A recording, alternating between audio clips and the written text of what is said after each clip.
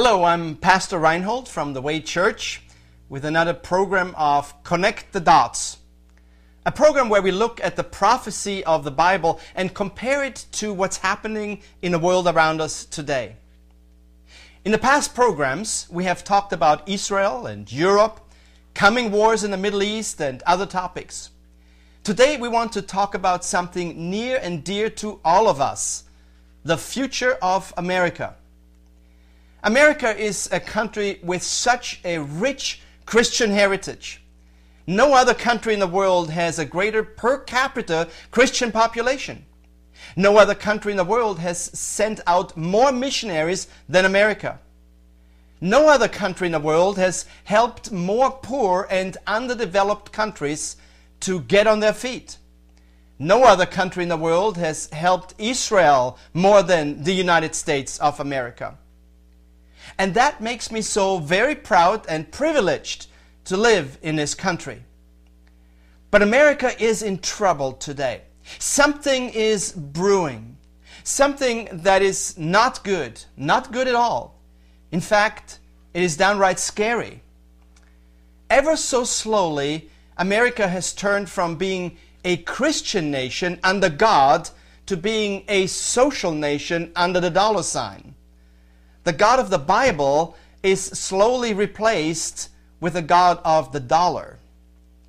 Privileges are being turned into rights, and Christianity is losing its saltiness.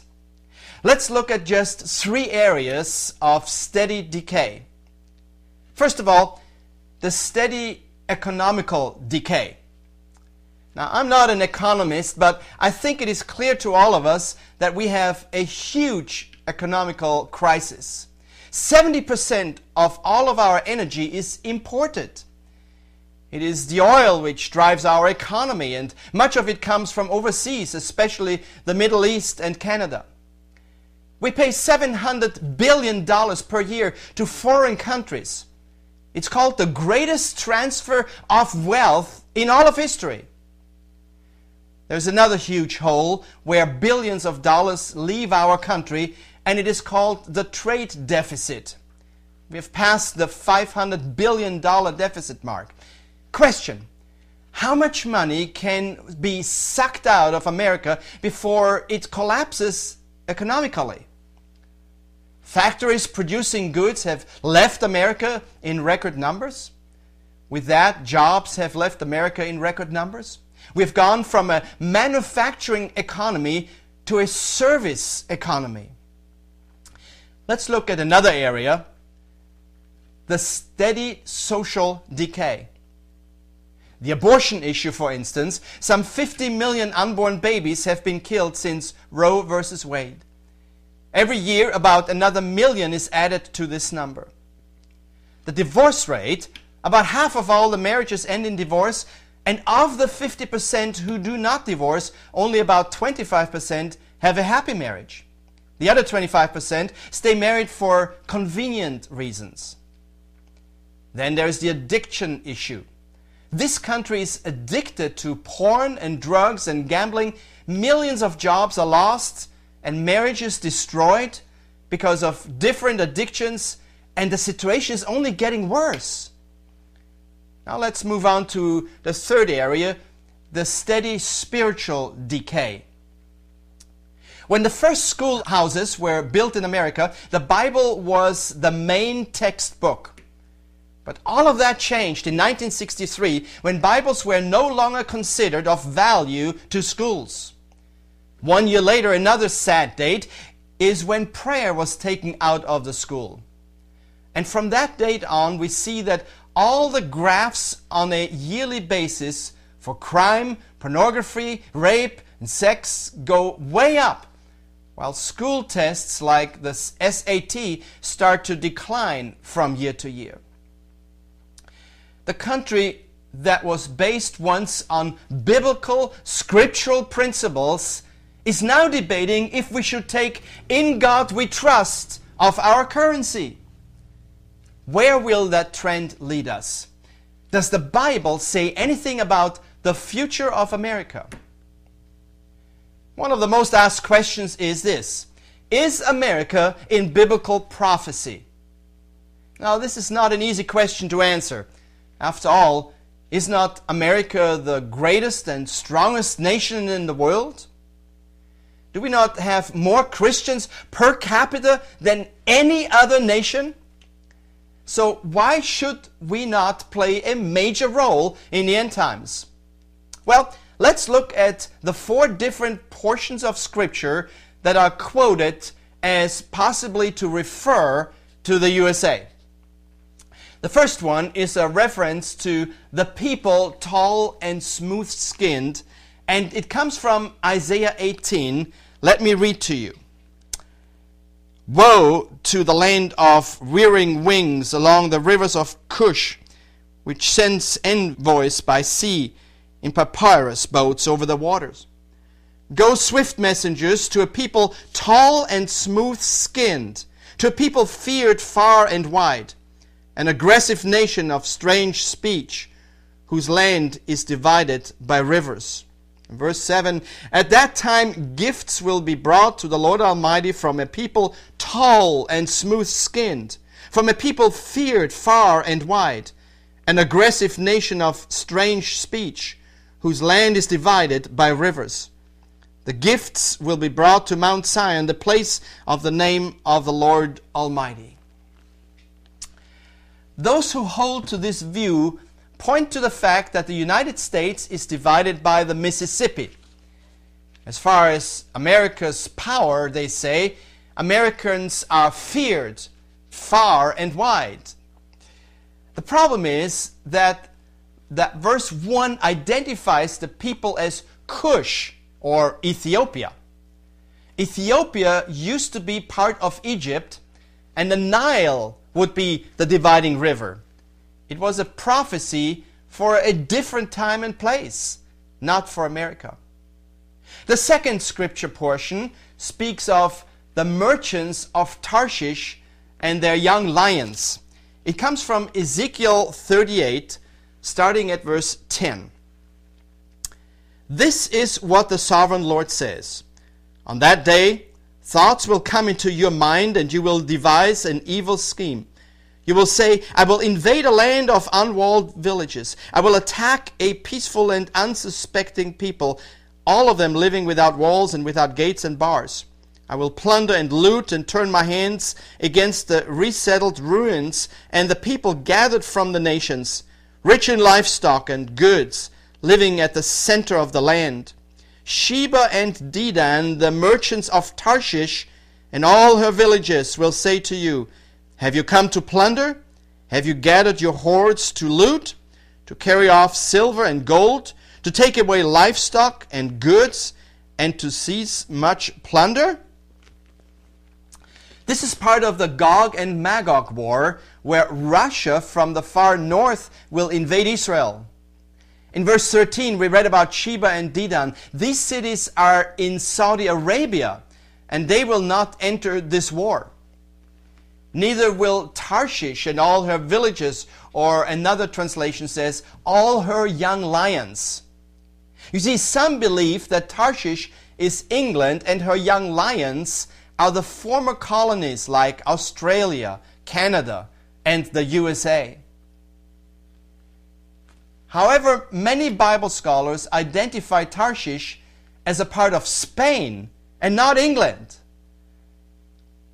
The third scripture that some interpret as America talks about the woman with the wings of a great eagle.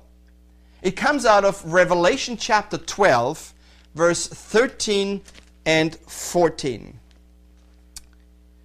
When the dragon saw that he had been hurled to the earth, he pursued the woman who had given birth to the male child. The woman was given the 2 wings of a great eagle, so that she might fly to the place prepared for her in the desert, where she would be taken care of for times and a half, out of the serpent's reach. This passage states that during the tribulation, God will provide a means of escape for the Jewish remnant in Israel. It states that the Jews will be carried into the wilderness on the wings of a great eagle. Some interpret this as a great American airlift to bring Israel to safety. But as we compare this scripture to other passages like Deuteronomy 32:11, we can clearly see that it is God Himself who will provide an escape as an eagle for her young ones. That leaves us with the fourth interpretation of America in the Bible. And America is identified as Babylon the Great, mother of harlots. It's taken from Revelation 18, and there I want to start at verse 1. After this, I saw another angel coming down from heaven. He had great authority, and the earth was illuminated by his splendor. With a mighty voice he shouted, "Fallen, fallen is Babylon the Great. She has become a home for demons and a haunt for every evil spirit, a haunt for every unclean and detestable bird. For all the nations have drunk the maddening wine of her adulteries. The kings of the earth committed adultery with her, and the merchants of the earth grew rich from her excessive luxuries." Verse 9. When the kings of the earth who committed adultery with her and shared her luxury see the smoke of her burning, they will weep and mourn over her. Terrified at her torment, they will stand far off and cry, "Woe, woe, O great city, O Babylon, city of power! In 1 hour your doom has come." At a first glance, the shoe seems to fit. America has indeed fallen to its lowest moral standards. America has killed its innocent unborn and spread porn to the ends of the earth. America is the greatest importer and consumer in the world. The prophecy continues that the sea captains and the sailors will watch from afar how Babylon is burning down. What a horrible picture of once a great dwelling. But is it really America? We need to realize that the book of Revelation was written from the view of Israel and not Washington. Biblically, there is indeed a city called Babylon, and it lies in Iraq. Babylon was an incredibly wealthy but sinful city. Babylon is in the process of being rebuilt. But is the Babylon of Revelation 18, is that the one? There's another quote, "Babylon, the Babylon that sits on 7 hills and is identified as the city of Rome," from Revelation 17:9. Rome is definitely playing an important role in the tribulation period. First of all, it is a religious center because the Vatican is in its midst. Secondly, it will play a political role because it is the Club of Rome who was instrumental to bring about the revived Roman Empire. But now let me give you 4 possible reasons why the United States of America is not mentioned in the Bible. First of all, America will still be a powerful nation, but it's just not mentioned in the Word. This option is possible, but not likely, since America would definitely be involved heavily in military operations in the Middle East, if for no other reason than to defend the oil transports America needs to survive. A second possibility, America will be destroyed by other nations. Well, this option is also possible but unlikely.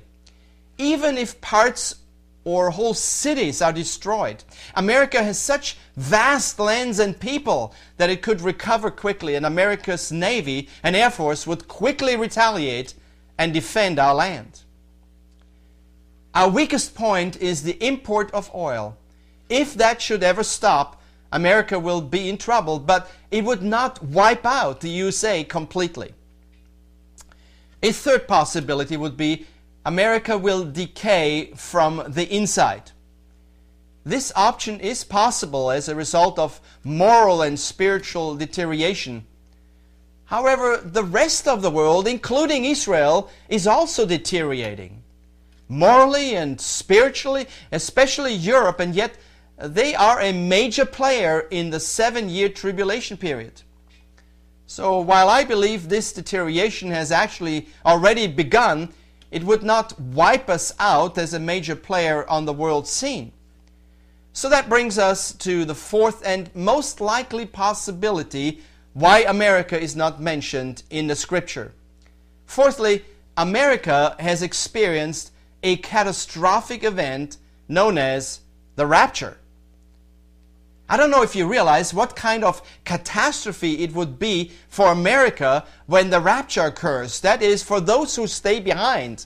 Many members of the political theater are born-again believers. Many leaders on local levels, state levels, and on the national level as well. Many members of the police force as well as of the military are born again. Somewhere between 10 and 25% of all Americans would disappear in a split second. America will be in a total chaos and no one is there to help. Evil will reign. Murder, theft, and rape will be the daily event. Groups of thieves will band together and go from house to house and rob and kill, looking for food to survive. Now, compare this to other countries and continents. Europe will hardly notice any difference. Some countries have less than 1% born-again believers. Russia has only a very small percentage of believers. China will hardly notice. Although there are millions of Christians, it is but a drop in a bucket in comparison with America per capita. Africa will lose many people, but Africa's lives, they live in poverty and they are powerless. No, it's America that will have the greatest shock and greatest loss of people and leadership. The rapture will change everything. So the reason why I believe America is not in a Bible prophecy is because the rapture will leave America in a state of a third world country. How close are we to this event? We will find out next week when we'll deal with the signs of the time once again. Till then, Lord bless.